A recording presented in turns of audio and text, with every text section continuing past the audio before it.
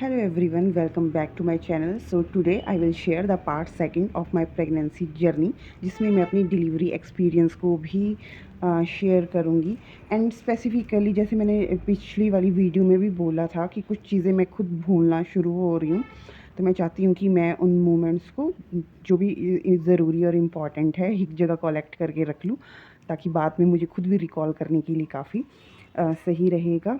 तो जब मैंने लास्ट वीडियो बनाई थी उस दिन संडे था और मेरा 9th मंथ स्टार्ट था और मैं अपने इन लॉज़ के घर मतलब अपनी ससुराल आ चुकी थी पालमपुर, क्योंकि मेरे इन लॉज़ न्यूजीलैंड से वापस आ चुके थे। एंड लोहड़ी भी हमने वहीं सेलिब्रेट की थी। और जैसे कि 19 जनवरी को मेरी लास्ट वीडियो थी, तब तक मेरे 9th मंथ के 8-10 दिन हुए थे। तो नेक्स्ट डे क्या हुआ कि जैसे मंडे था, अब वैसे तो मौसम अच्छा था, यानी कि धूप वगैरह निकली हुई थी, बट आई डोंट नो, जैसे मैं नहाई और धूप सेकने बैठी थी तो मुझे ऐसे हल्की हल्की पेन स्टार्ट मतलब बैक पेन स्टार्ट हो रही थी एंड थोड़ी स्टमक में भी हो रही थी। सो आई वाज स्केयर्ड कि कहीं मतलब लेबर पेन तो नहीं है। और मैं नहीं चाहती थी कि मेरी डिलीवरी इतनी जल्दी हो जाए, क्योंकि मैं चाहती थी कि बच्चा सबसे ज़्यादा जो वेट गेन करता है वो लास्ट के मंथ में ही करता है, 9th मंथ में। तो मैं चाहती थी कि ये टाइम थोड़ा आगे लंबा चले। पर उस दिन जैसे मैं धूप में कंटिन्यू बैठी रही, and then my mother in law gave me, जैसे उन्होंने जितने भी मेवे वगैरह होते हैं वो मुझे दूध में उबाल के दिए, मतलब ताकि अगर मतलब बॉडी को गर्मी मिले, अगर मुझे ठंड की वजह से दर्द हो रही है तो मैं धूप में मतलब कंटिन्यू लेटी रही 1 ही घंटा। तो बाद में मतलब मुझे वो पेन रुक गई, तो आई वॉज रिलैक्सड कि चलो ठीक है, अभी टाइम है। और मैं हर टाइम क्या करती रहती थी कि अरे यार इतने वीक हुए हैं, इतने वीक हुए हैं, इतने वीक में बच्चे का वेट इतना जाता है, इतने वीक में बच्चे का वेट इतना जाता है। तो मैं चाहती थी कि बच्चा एटलीस्ट 38 वीक कंप्लीट कर ले, फिर वो 39th या 40th वीक में हो। तो अकॉर्डिंग टू जो मेरे को डेट बताई थी वो उन्होंने 15 फ़ेब बताई थी कि 15 फ़ेब को आपकी मतलब डिलीवरी, मतलब जो पूरा कंप्लीट 40th वीक होता है उसके बाद जो टाइम था वो मेरा था 15th फ़ेब का। ठीक है, तो मैं बात कर रही हूँ 20 जनवरी की। तो 20 जनवरी को जब वो मतलब मेरी पेन मतलब रुक गई तो मैं शाम को काफ़ी मतलब रिलैक्स हो गए हम लोग। अच्छा, तो चलो नेक्स्ट वीक चल पड़ा है, यानी कि मेरा 37th वीक चल पड़ा है अभी। तो 37th वीक में मतलब हम ठीक है रिलैक्स हो गए कि दर्द तो थी नहीं। उसके बाद क्या हुआ कि कुछ सिचुएशंस ऐसी थी, अब जैसे कि नेक्स्ट जो आना था सैटरडे यानी कि 25th जैन, उस टाइम पे मेरे जैसे 9th मंथ के 15 डेज़ कंप्लीट हो जाने थे। तो मेरे को डॉक्टर ने उस दिन इंटरनल चेकअप के लिए बुलाया था कि उन्होंने देखना था कि बच्चे की पोजीशन क्या है या डिलीवरी के क्या चांसेस है। और उस वीक क्या हुआ कि कुछ एक ऐसी इमरजेंसी भी बन रही थी, कि मेरे इन लॉज़ को किसी रीज़न की वजह से जैसे बाहर मतलब जाना पड़ना था कहीं और, तो मुझे फिर अपने मायके यानी कि बीड़ जाना पड़ना है। सो हमने क्या डिसाइड किया कि 25th जनवरी को जब मेरा चेकअप होना है।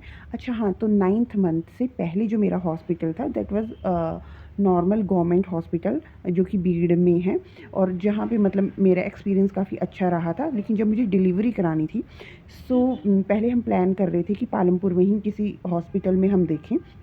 लेकिन उससे कुछ टाइम पहले जैसे सिद्धार्थ की कज़न है, उसकी डिलीवरी हुई थी बीड़ के पास ही एक जगह है, सुक्का बाग या चौंतड़ा बोल दें हम, या चलिए ये मान लीजिए कि बीड़ के पास ही एक जगह है, वहाँ पे एक नया हॉस्पिटल ओपन हुआ है जिसका नाम है स्वास्तिक।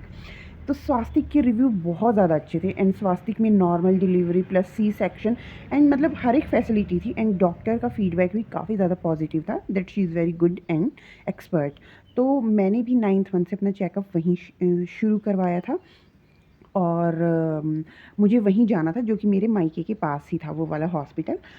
तो जैसे कि मेरे इन-लॉज़ और मैंने बोला सिचुएशंस कुछ ऐसी बनी कि हमने ये डिसाइड किया कि 25th जनवरी को वो मुझे छोड़ देंगे मेरे मायके आफ्टर माय चेकअप। तो हम चेकअप के लिए गए डॉक्टर के पास 25 जैन को, और उन्होंने मुझे चेक किया। तो उन्होंने मुझे कहा कि नहीं अभी तो टाइम है और हम मैक्सिमम टाइम 15th फ़ेब तक लेंगे। तो मुझे ये था कि चलो 1 फरवरी तक का टाइम निकल जाए, फिर मेरा 39th वीक स्टार्ट हो जाएगा। 1 फरवरी के बाद बच्चा कभी भी हो जाए, आई वाज़ मतलब मैं ओके हूँ उस चीज़ के साथ। अच्छा जी चलिए, तो 25th जैन को उन्होंने डॉक्टर ने मुझे चेक किया, then I went to my parental house. चलो जी, मैं मतलब वही अपने सारे रिलेटिव्स वगैरह से फिर गप्पे-गुप्पे पूरे अच्छे से मिली-जुली और सारी चीज़ें बढ़िया हो गई। तो शाम को हम फैमिली वाले आपस में बैठ के बातें कर रहे थे। सो जैसे कि हम लोग तो खूब रात तक भी जागे रहते हैं, तो मैं, मम्मी-पापा वगैरह, मेरा भाई, हम लोग काफ़ी देर तक आपस में ही कुछ बातें मतलब फ़न मज़ाक ऐसे चला हुआ था। तो मुझे इतना याद है कि 11 बजे तक हम लोग बात कर रहे थे।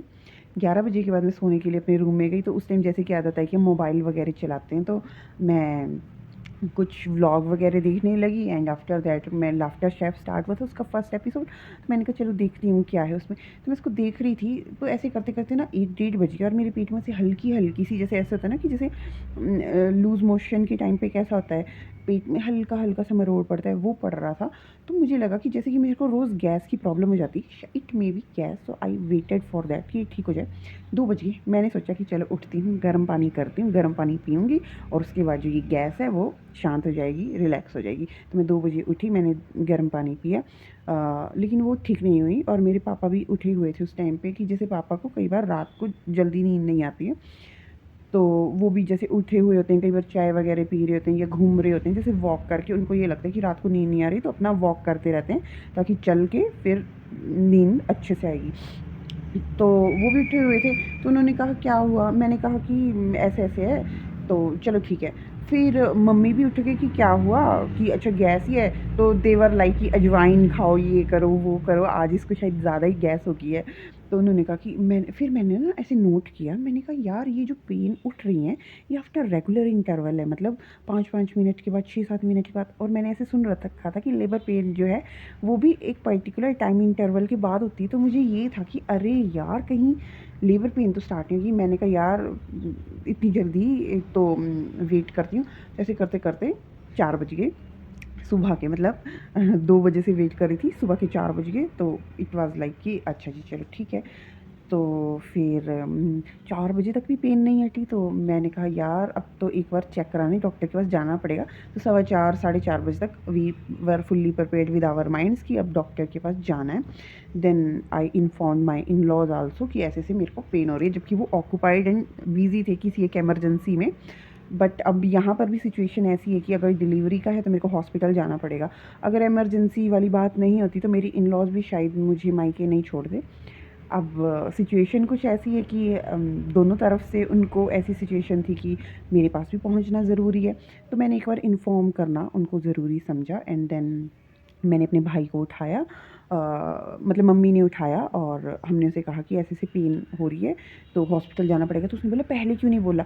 मैंने कहा यार पहले भी ऐसे पक्का नहीं होता ना, कई बार ऐसे हल्की-फुल्की ठंड की दर्द होके रुक भी जाती है।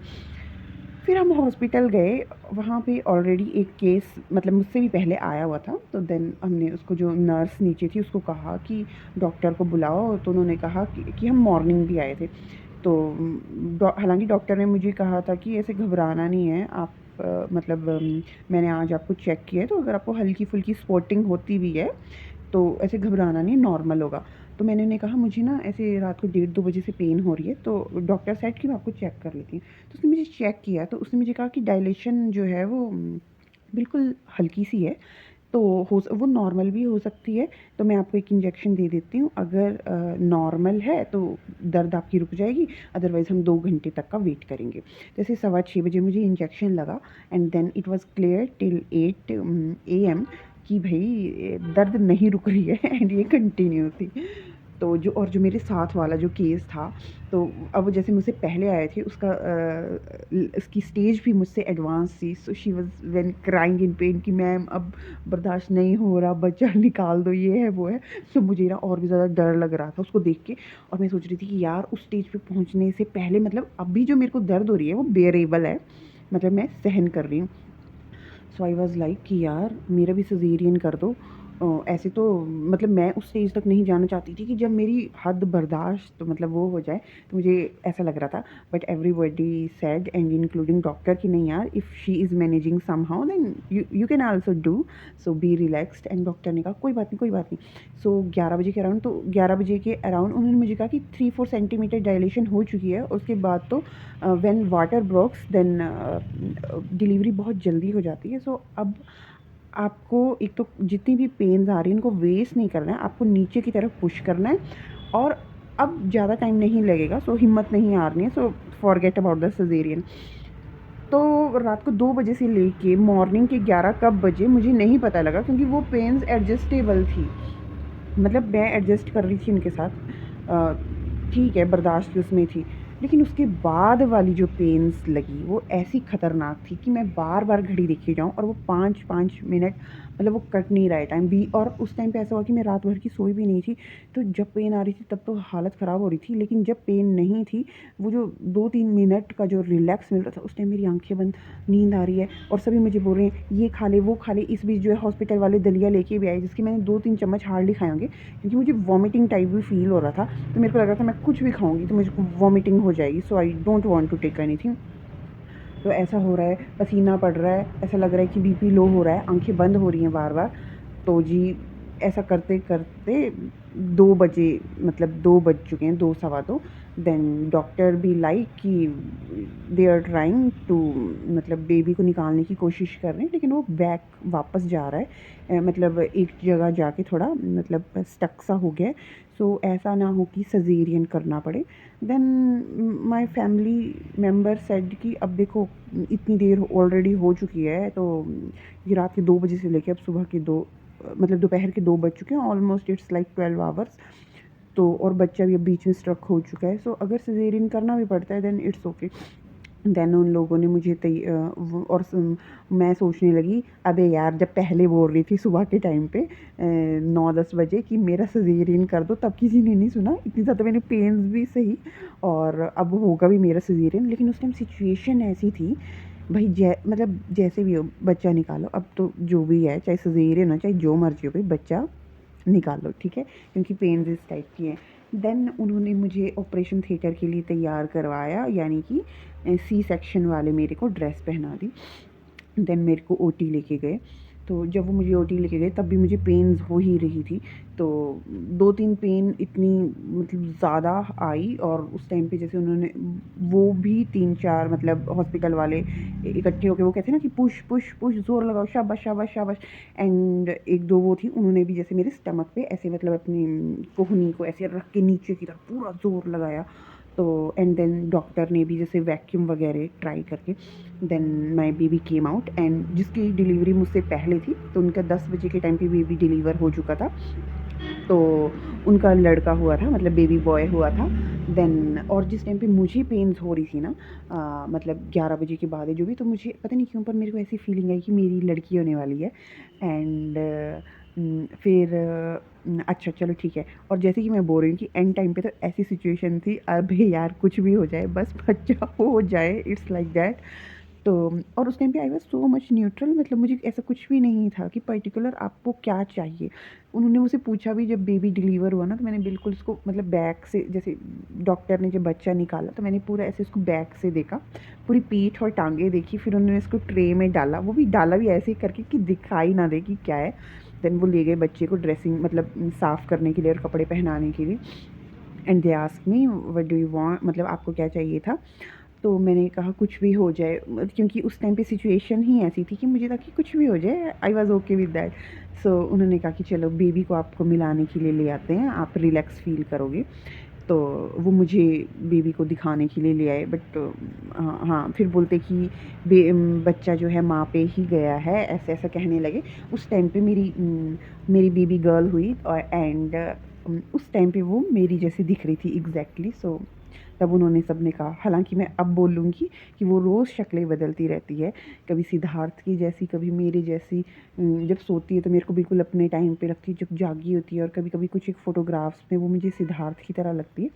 सो अब मुझे लगता है कि मिक्स्ड फीचर्स हैं, एंड विद टाइम ही पता लगेगा कि बेबी का कि एक्चुअल में वो किसकी जैसी है। वैसे मैं ये चाहती हूँ कि हाँ, मिक्स्ड फीचर्स हों, दोनों की बेस्ट चीज़ें ले लें, एंड देन फाइनली हम दोनों से बेटर निकल कर आए। तो इस तरीके से, मतलब जब मेरी बेबी डिलीवर हुई उसके बाद 1 घंटा, मतलब मुझे रखा उन्होंने, स्टिचेस वगैरह लगाए, पूरा ड्रेसिंग वगैरह, एंड नीट क्लीन किया मुझे अच्छे से। एंड हाँ, तो मैं यही बोलूँगी कि जो हॉस्पिटल था उसका एक्सपीरियंस सच में मतलब टू गुड, मुझे बहुत अच्छा लगा। डॉक्टर ने ऐसे नहीं है कि अकेला छोड़ के आपको चले गए हैं, वो बार बार आके मतलब आ रही थी, चेक कर रही थी, और साथ में मतलब वो होता है ना कि पेशेंट को रिलैक्स फील कराना कि नहीं नहीं यू कैन डू इट, शाबाश, वेरी गुड, ये वो सो। तो मतलब बहुत अच्छा एक्सपीरियंस रहा मेरा स्वास्तिक हॉस्पिटल का। तो मतलब मुझे तो यही लगता है कि and it was not too much expensive. अभी नया नया हॉस्पिटल है तो वहाँ पे ऐसी लूट भी नहीं मचाइए, क्योंकि उन्हें भी अभी अपना मतलब बताना है ना पूरे एरिया में कि हम अच्छा काम करते हैं एंड हम बहुत ज़्यादा कॉस्टली भी नहीं है। तो इस वजह से जो है, ताकि उसकी रिव्यू बहुत अच्छे हैं। सो वी वर लाइक कि मतलब चलो ठीक है, स्टिचेस वगैरह सब कुछ, एंड आफ्टर 1 आवर मैं निकलती हूँ ऑपरेशन थिएटर से। देन हमने प्राइवेट रूम ले लिया था अपने लिए, क्योंकि फिर ऐसा रहता है ना कि एक दिन आपको वहीं रुकना है, तो रात को मतलब नहीं तो जो दूसरा पेशेंट था जिनकी डिलीवरी हुई थी हमें भी उनके साथ रहना पड़ता। फिर उनके रिलेटिव्स घर वाले होते, मेरे आते मतलब, तो ज़्यादा लोग हो के डिस्टर्बेंस होनी थी। तो हमने क्या किया था, हमने अलग से एक प्राइवेट रूम ले लिया था। देन मैं वहाँ गई एंड मतलब लेट गई, लिटा देते हैं जैसे कि हाँ रेस्ट करो, ऐसे ऐसे ऐसे। तो रिलैक्स्ड ही था, मतलब फिर ज़्यादा पेन वगैरह नहीं थी, क्योंकि पेन किलर वगैरह आपको दी गई होती हैं, तो उस टाइम पे तो ऐसा कुछ फ़ील नहीं हुआ। देन मेरे लिए खाना वगैरह आया, तो मतलब जैसे शाम को आया और फिर रात को फिर आया, मतलब पेशेंट को खाना हॉस्पिटल से ही देते थे। एंड जैसे कि मैंने बताया, मेरा जो बीड़ यानी कि जो मेरा मायका है वो उस हॉस्पिटल से नज़दीक था, तो बाकी लोगों के लिए जो है वो मेरे मायके से खाना आया। मम्मी भी वहीं आ चुके थे, और मतलब मेरी बेटी की नानी दादी दोनों इकट्ठे वहीं थे, एंड नानी दादी हैज़ डिसाइडेड कि वो रात को माँ बेटी यानी कि मेरी और मेरी बेटी के साथ वहीं रहेंगे हॉस्पिटल में ही। और बाकी सब जा चुके थे, सिद्धार्थ भी मेरे घर मतलब मायके ही गया था। एंड गुड़िया नन्ही परी की जो दादाजी हैं वो वापस घर जा चुके थे हमारे पालमपुर। उसके बाद क्या हुआ था, हाँ उसके बाद मैं तभी बोल रही हूँ कि मैं खुद अभी भूल रही हूँ बहुत सारी चीज़ें, तभी मैं चाहती हूँ कि मैं सारी चीज़ों को इकट्ठा करके रख लूँ। बाद में मुझे भी अच्छा लगेगा देखना, एंड मेरी बेटी भी देखेगी बाद में बड़े होके कि अच्छा ऐसा ऐसा भी हुआ था। तो तो जी नेक्स्ट डे आ जाता है, एंड चलो ठीक है, वो मुझे बोल रही थी कि और आपको यूरिन भी जाना है एक बार, देख लेना और कॉन्स्टिपेशन ना हो, इसलिए उन्होंने मुझे लैक्टोलोज भी दे दिया था। तो यूरिन मतलब मेरे को स्टार्टिंग में तो नहीं हुआ, तो मैंने कहा कि मैं पानी पीती हूँ खूब सारा, ताकि मैं एक बार यूरिन जा आऊँ, हॉस्पिटल में रहती। तो मैं जा आई थी। उसके बाद नेक्स्ट डे मॉर्निंग डॉक्टर ने मेरे स्टिचेस चेक किए थे, तो ओके था। एंड उस हॉस्पिटल में एक अच्छी चीज़ ये थी कि वो लोग क्या करते थे बिफ़ोर लीविंग, कि हमें जाने से पहले मतलब डिस्चार्ज से पहले वो केक कटवाते हैं। अगर बेबी गर्ल हो तो पिंक कलर का केक, और बेबी बॉय हो तो ब्लू कलर का केक कटवाते हैं। तो हमने वो केक वगैरह भी कट किया। देन हम वापस अपने घर की तरफ आने लगे।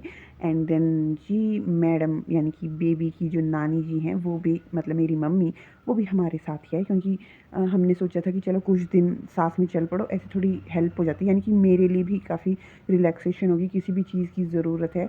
क्योंकि अब घर वाले तो सारे घर के काम में भी इतने ज़्यादा बिज़ी होते हैं, और घर का काम भी जो है वो डबल हो जाता है। मेरा काम अलग से होगा, बेबी का काम अलग से होगा, तो काफ़ी ज़्यादा, तो मम्मी भी साथ में आ गए थे। तो हम लोग यहाँ घर पहुँचे, एंड देन चलो ठीक है हम अपने रूम में चले गए। फिर उसके बाद नेक्स्ट डे से जी स्टार्ट हुआ दाई ढूँढने का प्रोसेस, क्योंकि अब यहाँ पे ऐसा था कि दाई इन द सेंस कि जो बच्चे को नहलाए, मालिश करे, मेरी भी मालिश करे, और दोनों मेरे और मेरे बच्चे के कपड़ों को धोए, ठीक है। तो वो हमने ढूँढना स्टार्ट किया, तो जिसको बोला हुआ था वो आई नहीं। देन एक और कॉन्सिडेंटली हमें मिल गई जिनका नाम था मीरा, तो वो हमें मिल गई। एंड देन चलो थैंक्स टू हर, महीना भर उन्होंने मेरी और मेरी बेटी की अच्छे से मालिश की, और उसको तो नहलाने का काम भी वही करते थे। तो चलो वो टाइम भी हमारा अच्छे से निकल गया। 10 की दिन मम्मी रहे, उसके बाद मम्मी भी वापस चले गए। एंड इस ड्यूरेशन सबसे इम्पॉर्टेंट चीज़, शुरू में जो है मेरी बेटी जैसे अब वो हॉस्पिटल में वो फार्मूला मिल्क दे रहे थे, एंड इट वर लाइक कि जैसे कि वो चम्मच से पिलाते हैं ना, तो जैसे बच्चे को वही आदत थी। तो जो बेबी है वो ब्रेस्ट फीड नहीं कर रही थी, मतलब उसको ज़बरदस्ती लगा रहे थे 2-2 3-3 लोग, नानी दादी प्लस दाई पकड़ पकड़ के।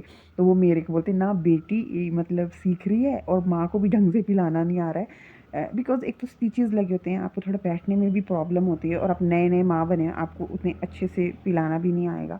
देन 8वें 9वें दिन जाके है इसने मेरी बेटी ने मतलब दूध पीना स्टार्ट किया। अदरवाइज़ बड़ा मुश्किल हो रहा था। कोई हम ब्रेस्ट पंप लेके आए हैं, उससे दूध निकाल के इसको दे रही हूँ, कोई फ़ॉर्मूला मिल्क इसको दिया जा रहा है, मतलब बहुत मुश्किल हो रही थी। देन मतलब चलो 8वें 9वें दिन इसने दूध पीना स्टार्ट किया अच्छे से, और अब ये सिचुएशन है कि अब तो ये हटती नहीं है, अब तो मैं इसको हटाना भी चाहूँ तो भी नहीं हटेगी। हटाना चाहूँ इन द सेंस कि कई बार क्या होता है कि जैसे कुछ एक बच्चे 10-15 मिनट कंटिन्यू, मतलब 15 मिनट तो ज़्यादा है, चलो 8-10 मिनट जो है वो कंटिन्यू दूध पीते हैं, उसके बाद वो सो जाते हैं। इसका क्या है, दूध पिएगी, मतलब दिन में कभी कभार इसका एक ऐसा टाइम होता है, दूध पिएगी फिर आंखें बंद करेगी, मुझे ऐसा लगेगा कि सो गई। जैसे मैं इसको नीचे रखने लगूँगी फिर जाग जाएगी, फिर पीना है, फिर थोड़ी देर बाद पीना है, मतलब बीच में थोड़ा ब्रेक ले लेके ऐसे करते करते कई बार 2 ढाई 3 घंटे भी लगा देती है। एंड वो प्रोसेस बहुत ज़्यादा टायरिंग हो जाती है, क्योंकि 3 घंटे के लिए आपको बच्चे को पकड़ के रखना है। कभी आप नीचे भी रख रहे हो या आप उसको सुलाने की कोशिश कर रहे हो तो आपको उसको ऐसे ऐसे करना पड़ेगा, हल्की हल्की थपकी देनी पड़ेगी। सो वो 2-3 घंटे उसको उठा के रखना काफ़ी ज़्यादा, मतलब वो हो रहा था, क्या कहते हैं उसको, टायरिंग हो रहा था। तो उस टाइम पे एक तो आपको मतलब दूध भी पिलाना है, तो आपको ऐसे झुकना भी पड़ रहा है, क्योंकि स्टार्टिंग में आपको पोस्चर भी सही ढंग से नहीं लेने आते। मतलब आप सीखोगे विद रिस्पेक्ट टू टाइम कि अच्छा ऐसे भी बैठ सकते हैं, ऐसे भी कर सकते हैं, ये भी कर सकते हैं, एक्सपीरियंस से आते हैं। तो उस वजह से मेरी शोल्डर्स नेक काफ़ी ज़्यादा पेन होने लगी, मेरी बाजू काफ़ी ज़्यादा दर्द होने लगे। तो मैं सोचने लगी, ऐसा कहते हैं कि न्यू मॉम को तो बस रेस्ट करना है, सोना है। मैं सोचूं रेस्ट कहाँ हो रहा है बच्चे के साथ, हर 2 घंटे बाद तो आपको उठना पड़ रहा है। एक तो ऊपर से यार मेरे को पता नहीं क्यों इतनी ज़्यादा स्वेटिंग हो रही, तो मैं सोच रही हाय रजाई तो लेनी नहीं थी, लेकिन अब आपको ले इस सिचुएशन में आपको पूरा ढक के भी रहना है, आपको पसीना भी पड़ रहा है, फिर उसी पसीने में उठ के आपको बच्चे को फीड भी कराना है। तो चलो हार्ड जॉब, चलो जो भी है समहाउ। और स्टार्टिंग में तो ऐसा होता था जैसे कि इसने हर 2 या ढाई घंटे में उठना है, तो आई वाज लाइक कि अभी तो मेरे सोने का टाइम है, क्योंकि इसको सुला कर मेरे को सोते सोते भी तो थोड़ा टाइम लग जाएगा नींद आने में, तो जब को मेरी नींद आने का टाइम होगा तो फिर दोबारा उठ जाएगी। अब तो ऐसा है कि चलो धीरे धीरे, मतलब मुझे भी आदत पड़ रही है कि इसे दूध पिलाया और उसके बाद मुझे भी नींद आ जाती है टाइमली। पर शुरू में तो ऐसे बहुत मुश्किल हुआ था। एंड जो कहते हैं पोस्टपार्टम डिप्रेशन, आई मतलब मैं ये नहीं बोलूँगी एग्जैक्टली लाइक दैट, बट हाँ बीच में 1-2 दिन सच में ऐसे थे कि मेरा मन कर रहा था मैं भाग जाऊँ सब कुछ छोड़ के। ये क्या है यार, मतलब क्या होगी आपकी लाइफ, दूध पिलाओ खाना खाओ लेट जाओ, दूध पिलाओ खाना खाओ लेट जाओ, आपकी कोई सोशल लाइफ। ऊपर से सबसे इंपॉर्टेंट चीज़, स्टार्टिंग के डेज तो आपको फ़ोन भी नहीं चलाना है। हालांकि मैं बीच बीच में थोड़ा बहुत कुछ अपलोड कर देती थी, साइड में रख देती थी, पर ऐसा बोलते हैं कि आइज़ को भी रिलैक्स देना है, आपको फ़ोन भी नहीं चलाना है, आप फ़ोन नहीं चला सकते, आप कहीं आ जा नहीं सकते, आपकी सोशल लाइफ ख़त्म हो चुकी है। एंड सबसे इम्पॉर्टेंट चीज़ ये कि देखो मम्मी भी जा चुके थे, है ना। अब इसके दादा दादी तो घर के काम में सारा दिन लगे रहते हैं, बिज़ी होते हैं। वो आएंगे मेरे पास दिन में, जैसे हम भी बात करेंगे जो भी है, लेकिन सारा टाइम आपके पास या चिट चैट करने के लिए या जैसे एक एंटरटेनमेंट के लिए कोई नहीं है। अच्छा हाँ, सिद्धार्थ का तो मैं बताना ही भूल गई, क्योंकि सिद्धार्थ भी स्टार्टिंग के दिनों में था 8-9 दिन, उसके बाद सिद्धार्थ भी चला गया। सो इट वाइज लाइक कि बस हम 4 ही होते थे, मैं, बेबी और बच्चे के दादा दादी।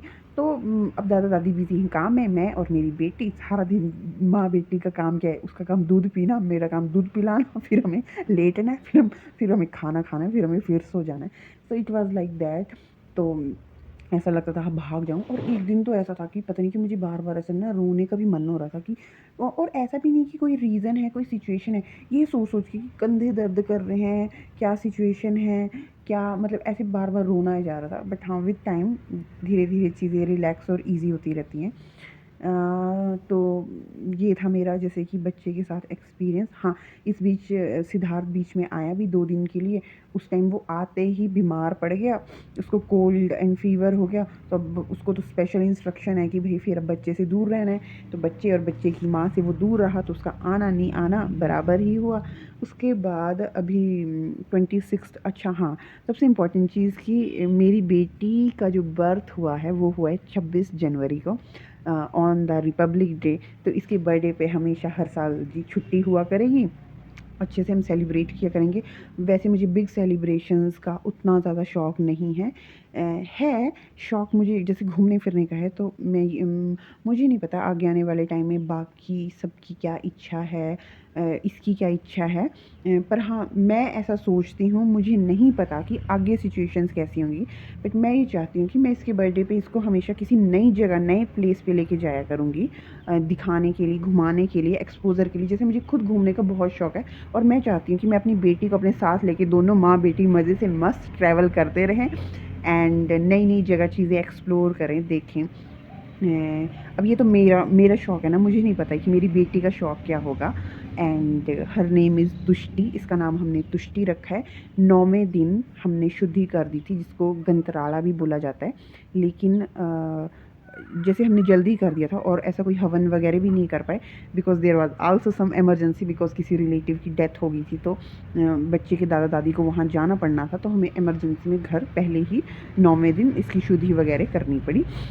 एंड अभी मेरी बेटी 1 महीने की हो चुकी है एंड इसका हमने 1 मंथ का केक मतलब कट किया था, क्योंकि ऐसा हम इसका वेलकम का सेलिब्रेशन, और जैसे हम इसका वो गंतराला वगैरह, गंतराला इन द सेंस कि हमारे यहाँ पे ऐसा होता है कि 11वें या 13वें दिन जो शुद्धि की जाती है बच्चा होने के बाद, तो पूजा पाठ हवन वगैरह करवाया जाता है। उस दिन बच्चे का नाम भी ऐसे इसके कान में बोला जाता है। तो वी वर लाइक कि मतलब वो करना था हवन वगैरह सारा सब कुछ, लेकिन वो हो नहीं पाया। तो फिर हमने इसके 1 मंथ पे केक कट किया था, फिर हमने इसको फ्रॉक वगैरह भी पहनाई। एंड हाँ, जैसे कि मैं यही बोलूँगी कि मेरे को ये था कि मेरा बच्चा 39th वीक पे पैदा हो, पर मेरा बच्चा 38th वीक के फर्स्ट डे पे, यानी कि जैसे 37th वीक ख़त्म हुआ वैसे ही पैदा हो गया। मैं चाहती थी कि अभी 1-2 वीक उसको और मिलते, ताकि उसका वेट जो है थोड़ा सा और होता। बट हाँ, मैंने एक चीज़ नोटिस की है कि शी इज़ एक्टिव, मतलब ऐसा नहीं है कि वेट कम है तो कुछ चीज़ें, हाँ, वेट कम होने की वजह से शुरू में ये हुआ कि इसके जो भी कपड़े हमने लिए थे वो 0 से 3 मंथ्स वाले थे, तो वो इसको थोड़ी लूज़ हो रहे थे, तो हमें कुछ एक्स्ट्रा चीज़ें लेनी पड़ी इसके होने पे, क्योंकि ऐसी पतलू सी थी। मतलब मैं ये नहीं बोलूँगी कि वो कमज़ोर है, मतलब इसका वेट एक्यूरेट है, जैसे 2 KG 700 something, which is in the normal range. पर ऐसी जैसे थोड़ी पतली लग रही थी ना, तो जो कपड़े थे वो थोड़े इसको ऐसे ढीले लूज़ हो रहे थे।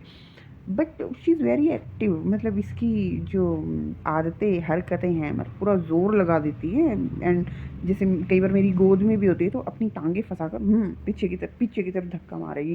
कई बार नहलाते टाइम ऐसे पूरी गर्दन ऐसे ऊपर को करेगी, जो भी है। So she is strong and मतलब मेन वही है कि चलो बच्चे में फ़ैट ना हो, बच्चा वैसे हेल्दी हो। एंड आई होप कि मेरी बेटी पूर्णतया स्वस्थ हो, सर्वगुण संपन्न हो। एंड अभी इसके साथ मेरे छोटे-छोटे एक्सपीरियंस चले हैं, कभी सुसु, कभी पॉटी, कभी डायपर चेंज। एंड समहाउ दोनों माँ बेटी सीख रही हैं। मैं माँ नई-नई बनी हूँ, तो मैं भी चीज़ें सीख रही हूँ, ये भी नई-नई इस दुनिया में आई हैं, ये भी बहुत सारी चीज़ें सीखेगी। तो it was my experience and I hope कि हर माँ को और बच्चे को 9th मंथ में मैक्सिमम टाइम मिले उसके वॉर्म में, ताकि वो ज़्यादा से ज़्यादा ग्रो कर सके अच्छे से। जैसे मेरी बेटी जो है वो 21 दिन पहले हो गई है, अगर वो पूरे टाइम पे होती तो वो 3.5 किलो के आसपास होती, या शायद उससे भी अब चली जाती। तो पर कोई बात नहीं, we are okay with it, जो है बहुत बढ़िया है, ऊपर वाले का दिया हुआ। And I am very happy with this. And doctor ने जब हमें डिस्चार्ज करना था, तो उस टाइम पे उन्होंने मुझे बोला था कि अगला बच्चा 3 साल से पहले नहीं। मैं मन में सोचूं, उस टाइम पे सिचुएशन ऐसी थी, अगला बच्चा कौन सोचता है या जो भी है। देखो, वैसे तो एक ही अनेक है, और मेरे लिए मेरा बच्चा बहुत स्पेशल है, और मैं चाहती हूँ कि मैं मैक्सिमम अटेंशन और प्यार अपना इसी को दूँ। मुझे तो ऐसा लगता है दूसरा बच्चा होगा तो मेरा प्यार कहीं बंट ना जाए, मतलब इसको मैं मैक्सिमम दे पाऊँ। हाँ, लेकिन ये है कि जैसे कि मैंने पिछली वीडियो में भी कहा था, मुझे ट्विन्स चाहिए थे, मुझे 2 का बहुत ज़्यादा शौक़ था, बच्चे का सिबलिंग होना चाहिए। सो time and situation will decide, I will not think, जैसे कि मैंने पहले भी बोला, मैं बच्चे के लिए बहुत ज़्यादा स्ट्रेस नहीं लेती थी। सो मैं सेकंड के केस में भी ऐसा स्ट्रेस नहीं लूँगी कि मुझे चाहिए, ना मैं ये सोचूँगी कि मुझे नहीं चाहिए। I will see after some time what are the situation, what are the things and कैसी चीज़ें रहती हैं, मेरा करियर किस डायरेक्शन में जाता है, उसके हिसाब से भी चीज़ें होंगी। क्योंकि करियर आप टाइम दे पाओगे अपने बच्चों को, दोनों की परवरिश अच्छे से कर पाओगे, तब तो सेकंड का फ़ायदा है। अदरवाइज़ एक ही काफ़ी है, एक ही अनेक, एक अनेक। देखो, अगर बच्चा हेल्दी है और बढ़िया है तो एक बच्चा भी काफ़ी है ना? और जो दुःख ही देना है तो फिर कुछ नहीं बोल सकते। एंड सबसे इम्पोर्टेंट चीज़, इसके पापा का भी रोल इम्पॉर्टेंट है, यानी कि आफ्टर सम टाइम दोनों हम कहाँ होते हैं, हमारा करियर किस डायरेक्शन में जाता है, उसके ऊपर भी बहुत सारी चीज़ें डिपेंड करती हैं। क्योंकि बच्चे के लिए माँ बाप दोनों होने ज़रूरी है, यानी कि दोनों साथ में रहें। तो जब बच्चे की ग्रोथ होनी है तो माँ बाप दोनों साथ में रहें तो मतलब अच्छा होता है उस चीज़ के लिए। बाकी ये मेरी जो भी एक्सपीरियंस हो गया। अब मेरी बेटी ना उठने लगी है, सो मैं इस वीडियो को यहीं पे ख़त्म करती हूँ। और कुछ एक्सपीरियंस या और कुछ नई चीज़ होंगी तो वो मैं अपलोड करूँगी। और अब बच्चे की जो एक्टिविटीज़ होंगी, अब आने वाले व्लॉग सारे उसके होंगे कि अब मेरी बेटी ने, अब मेरी तुष्टि ने ये किया, अब मेरी तुष्टि ने वो किया, आज तुष्टि यहाँ गई थी, आज तुष्टि वहाँ गई थी। वैसे मैं सच बोलूँ, मेरी बेटी है तो ट्रैवलर। जब थी मेरे पेट में तब भी हम दोनों माँ बेटी ने काफ़ी ज़्यादा ट्रैवल किया, और जब ये पैदा हुई है ना उसके बाद भी जैसे ऐसे बोलते हैं कि इसको जॉइंटस हो गया है, तो कभी कहीं जा रही है, कभी कहीं जा रही है, हर रोज़ कभी कहीं जा रही है, कभी आधार कार्ड बनाने जा रही है, कभी इसका कभी हॉस्पिटल इसको चेक कराने जा रहे हैं, कभी कहीं। तो ऐसे रोज़ कहीं ना कहीं इसके ना टूर लगते रहते थे। हाँ, फिर पोलियो ड्रॉप्स पीने जा रही है। अभी इसने 1.5 महीने की होना है तो इसकी इम्यूनाइजेशन भी होनी है, तो तब हम फिर बीड हॉस्पिटल जाएंगे, तो तब फिर हमारा ट्रैवल होगा। फिर उसके बाद देखते हैं कि कुछ टाइम बाद शायद ये अपने नाना नानी के घर भी जाए। तो देखते हैं फिर आने वाले टाइम में, क्योंकि अब जो भी वीडियो होंगी वो तुष्टि की होंगी कुछ टाइम तक, और उसके बाद भी तुष्टि की ही होंगी, लेकिन including my career and new place, या क्या पता यहीं पे ही आसपास जॉब स्टार्ट कर दूँ मैं। I don't know about that, and go with the flow, and जो भी होगा देखा जाएगा। Be happy, stay relaxed and enjoy. क्योंकि इस साल जो है कुछ बहुत ही कुछ फंक्शंस भी हैं, तो हम वो भी इंजॉय करेंगे। तो hope for the best, stay tuned, bye bye, see you soon. And बोलना तो नहीं चाहिए पर चलो बोल ही देते हैं, like share and subscribe, bye bye.